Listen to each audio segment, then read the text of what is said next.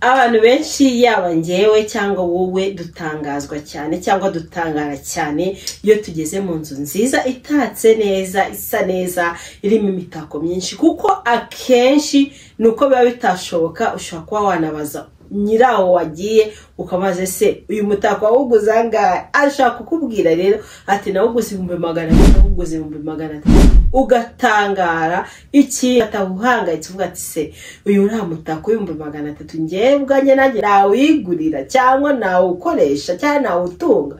Nta kindi rero nk'abantu nkatwe dukeneye kugira salo nziza kandi tudafite ubushobozi, nabazaniye iyi mitako. Iyi mitako ni myiza, ushobora gukoresha kuri cadre, ushobora gukoresha iyi ngiyi uri kuyomeka ku gikuta. Guys, ntago kuri Cyusa Edusarike tuzasigara inyuma tudatatse inzu zacu, tudatse salo zacu, tudatatse ibyumba byacu.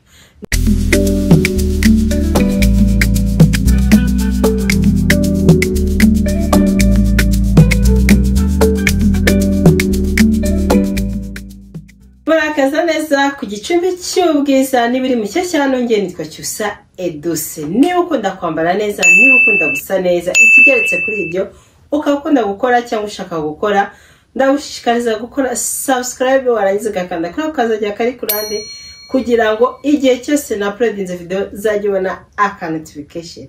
Guys, sinahwema rero gushimira wowe udahwema kunshyigikira uko bwije nuko bukeye, usharinga video zanjye, like, comment, Imana yumije kumena umugisha.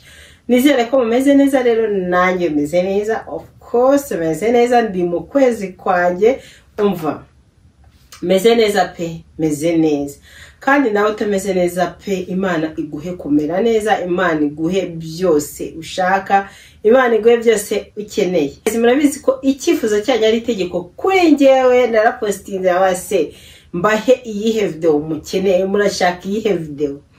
Abenshi rero mwahurije kuri video y'imitako. Abantu b'abasirimu twavuze ko umuntu agomba guhumura, umuntu agomba kwambara neza, umuntu agomba kuba ahantu heza. Nta kindi rero cyadufasha kuba ahantu heza, hahumura, hatatse neza. Naragiye ndavuga ati Mana yanjye koko abantu banjye ko mpora mbabwira ibintu bya make, abantu banjye ko mpora mbabwira ibintu byiza kandi bihendutse, ni gute twarusha gutaka inzu yacu, salo yacu, ibyumba byacu, ibyumba by'abana kandi tudahenzwe.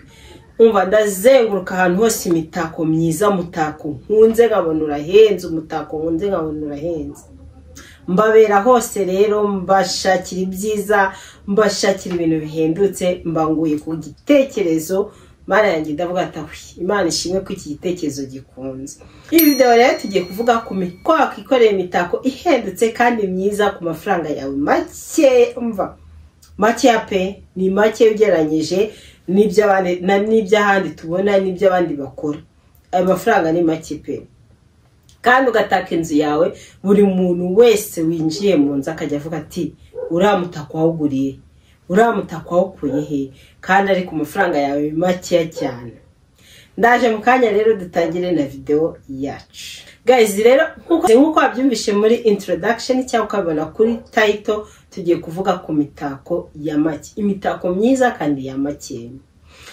Mu minsi yashize twavuze gutaka mu nzu, mu minsi yashize twavuze gutaka mu cyumba, ariko sinigeze mbabwira ati iyi mitako ni rero pe. Sinzi nimba ari njyewe nyine cyangwa namwe bijya bibabaho, imitako myiza irahenda. Ya mitako nawe winjira ahantu ukavuga ati wow, uyu mutako ni mwiza, uyu mutako ni mwiza, ukaba wabaza umuntu akavuga ati nawuguze 300,000, nawuguze 200,000, nawuguze 180. Ndatekereza ndavuga ati kwa Cyusa, umuntu wese ukunda Cyusa, umuntu wese ushyigikira Cyusa, natwe tugomba kuba ahantu heza kandi ku mafaranga yacu makeya. Ndasacinga nkora research, ndavuga ati byaga bikunda ibintu ngomba kubigeraho. Maze hafi nk'amezi 2 cyangwa 3 bitekerezaho. Ndangije ndavuga ati njya kuri Pinterest. Iyo application narayivuze cyane, iyo application umuntu utajya muri telefone ye mva simbizi.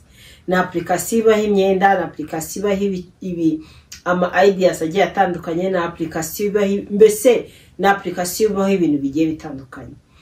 rero njya kuri application ndaza kugenda mbibashyiriraho nandikaho ngo decor art, amafoto, flowers, ibintu byinshi cyane. Bagenda banzanira iki amafoto agiye atandukanye.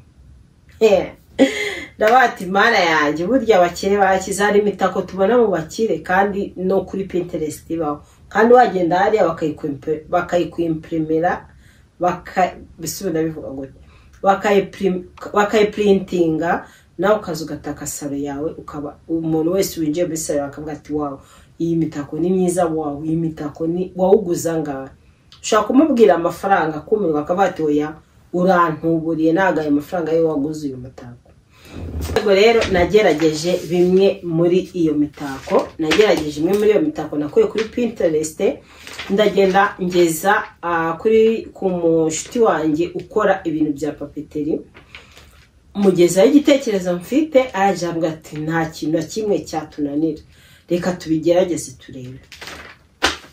Niko kuma rero iyi envelope irimo umutako mwiza uhendutse. Iyi envelope iri mbese muri rusange ndakwereka uburyo bubiri butandukanye wakoresha ukarushaho kugira umutako mwiza mu nzu cyangwa mu cyumba. Biterwa n'amafoto wowe ukunda, biterwa n'amafoto ushaka. Ushaka kuba ukunda indabyo, ushaka kuba ukunda amafoto y'abantu, ushaka kuba ukunda ibiti, ibintu nk'ibyo ngibyo, cyangwa udushushanyo tugiye dutandukanye. Nta kindi rero yampaye iyi cadre, reka mbatera amatsiko. Iyi ni cadre yampaye, yashyizeho ifoto namuhaye, ndaza gushyiraho iyo foto murebe. Rero finally naje kubikunda, mana yanjye naje kubikunda. Gusa iyi boro, iki kintu yashyizeho kiri mu masayizi agiye atandukanye, hari A4, hari A3, hari na A2, zigiye zitandukanye amasayizi. Wowe ushaka gushaka isumbuye, ushaka gushaka intoya kuri iyi ngiyi, ushaka gushaka iy'umayene, cyangwa ushaka gushaka iyi ngiyi. Na yindi rero finally dore ku mafaranga yanjye makeya, amafaranga yanjye makeya, ariko yo mvuze makeya naye uyu mutako yawunkoreye ku mafaranga ibihumbi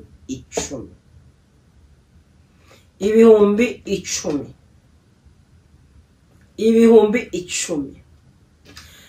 Rero mana yanjye iyi foto nayihisemo ngende ku bintu byinshi cyane. Burya n'imitako dutaka muri salo tujye tuyitaka tugendeye ku byiyumviro byacu, cyangwa ibyo dukeneye cyangwa ibyo dushaka.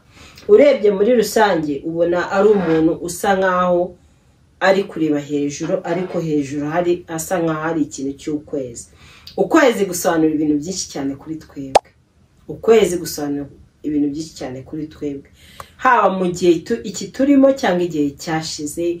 Turabyumva muri Bibiliya ukuntu ukwezi kwagiye kumurikira abantu bagiye batandukanye, bakagenda bakagera iyo bajya kubera ukwezi ni kwiza. Rero ukwezi ngiye nkufata nk'umucyo kuri ngewe.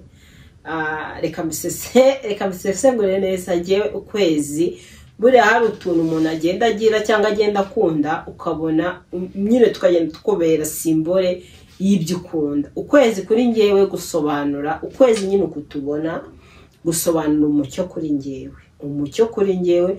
Ubwo iyo hari umucyo, murabizi iyo hari umucyo ibintu biba bimeze neza, amafaranga aboneka, ibiribwa biba biboneka. Ubwo rero ngewe ukwezi mana yanjye ndagukunda, kuko gusobanura icyo kintu muri ngewe. Niyo nshaka umucyo kuri ngewe, cyangwa nshaka ibintu byiza nshaka kugeraho byose, ndavuga ati ukwezi umucyo uze kuri ngewe umucyo. Rero uyu mutako nawukuyeho kuri Pinterest, ndaza kuba amafoto agiye atandukanye nagiye nsaci. Guys, rero kubera urumuri cyangwa amatara umuntu aba yakoresheje ari kugira ngo nyine video ise neza, iyo foto isa umutuku neza nkuko aho ngaho uri kubona nashyizeho isa umutuku mbese arayigukorera uko wayimuhaye akaba ariko iza isa, niko iza isaka. Uramutse usanze mu nzu y'umuntu yawumanitse, umva ntago wamwima amanota pe, ni mwiza cyane.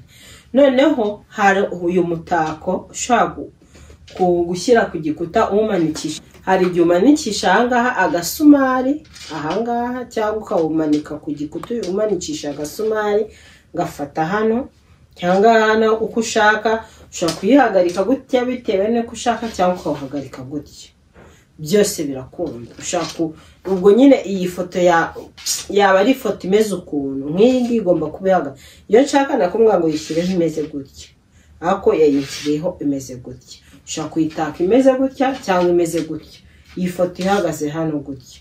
Murabona ko ari umutako mwiza. Ndaza kukubwira na indi application nakoresheje ni application ya Pinterest. Pinterest ngiye nyifata nk'ubuzima kuri ngiye. Nyenera kwambara imyenda runaka nkajya kuri Pinterest, nyenera research runaka nkajya kuri Pinterest. Niyo wakandikamo ifoke kuri Pinterest barayikuha. noneho ntabwo byashiriye aho ngaho, nahise mbona indi ntuzi.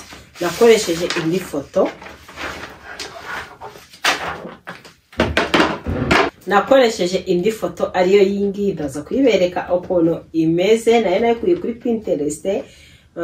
ariko kubera ko iyi ngiyi icyo nyishake ndashaka kuzayomeka ku gikuta ariyo yonyine gutya, ariyo ngira nka background yanjye. Noneho dore ukuntu imeze finally. Noneho ngaho ibase bayigushyiriye muri cadre ifite boro y'imbere iriya y'umukara. Ibisa neza pe, ibisa neza. Iyi foto ni nziza, narayikunze byomve. Narasacinze ndangije bate aka kantu gashobora kugasa neza.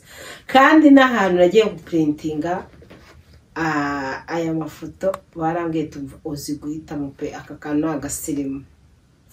Ushobora guhitamo amafoto bitewe n'icyo ushaka. Ushaka kuyashyira kuri akadre nkuko nabikubwiye, ushaka kuyafata ukayomeka ku gikuta. Ndaza kubereka ukuntu bigenda kugira ngo turusheho gusobanukirwa neza, uzabimanike cyangwa uzabigemo ubizi, nibyo byiza.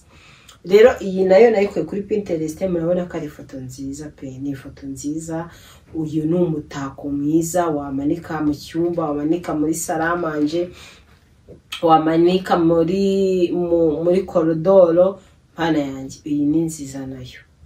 Hariho amafoto agiye atandukanye, hariho amafoto agiye atandukanye kubera ko amafoto wowe ufata icyo ushaka. Washaka wafata ururabo, washaka wafata igiti, washaka wafata intebe, washaka wafata umuntu ushushanyije.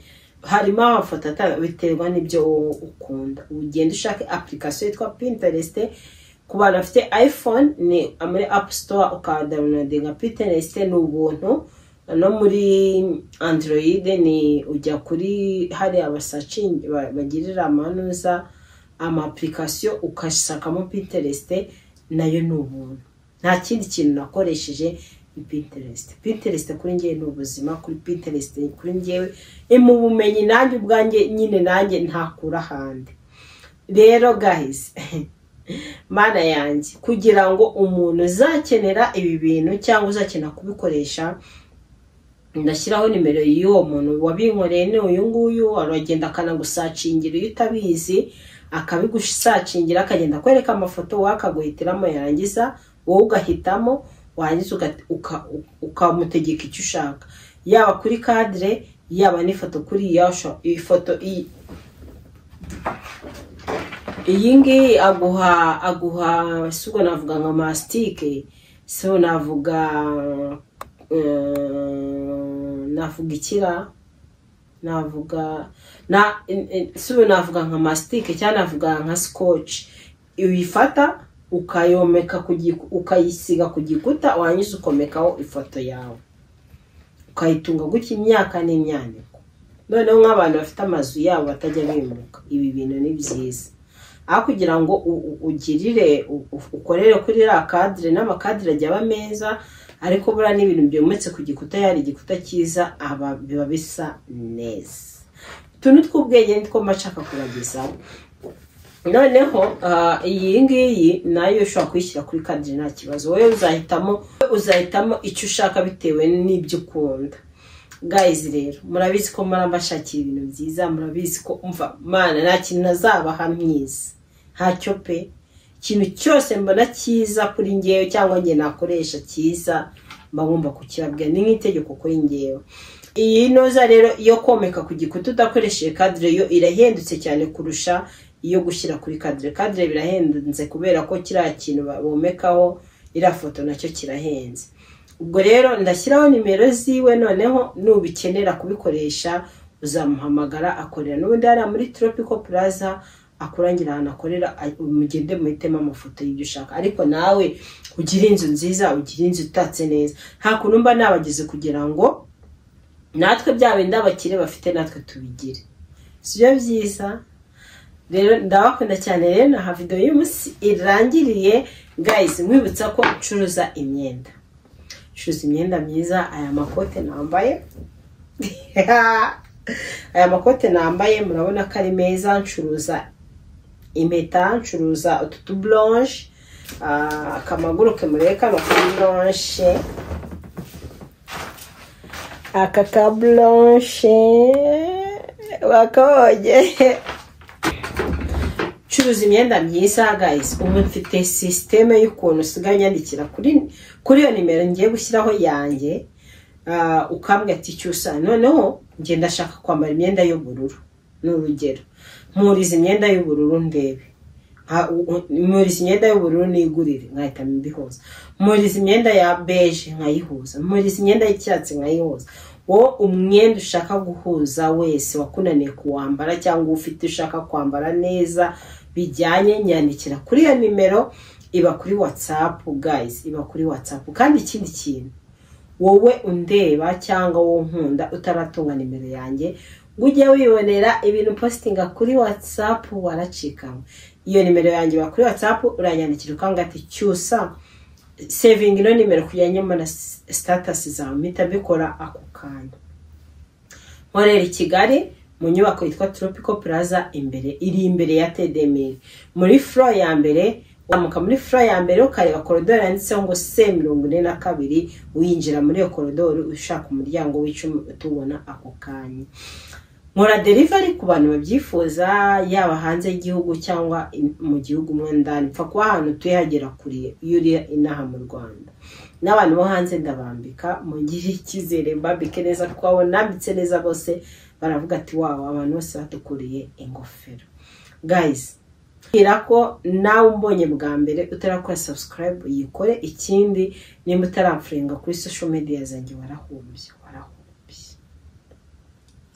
warahombye. Ni Cyusa Edouce hose, haba TikTok na Instagram.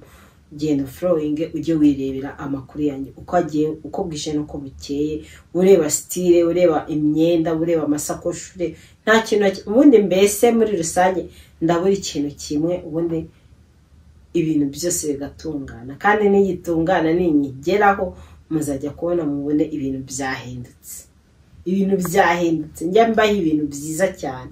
Kandi n'ubu ngubu rwose ndashimira abantu baza muri comment bakavuga ati tugeze ahangaha twiteza imbere, tugeze ahangaha warakoze kumindura ubuzima, warakoze kugira ibyo bintu biba motivation yo gukora. Ibyo bintu bituma nshaka ibintu byiza byo kubaho. Nawe utagitera comment cyangwa liking guys, simbizi kigikira utanga like uma comment. Ndabakunda cyane, musharinge n'inshuti zanyu. Umva nujye ubona video yanjye nziza yagufashije, ujye ukora kuri shares, nurangiza uwohereze ku bantu bagiye batandukanye bawe, nabo baze biyigirerega. Ubumenyi n'ubumenyi rusange n'ubumenyi bwa bose.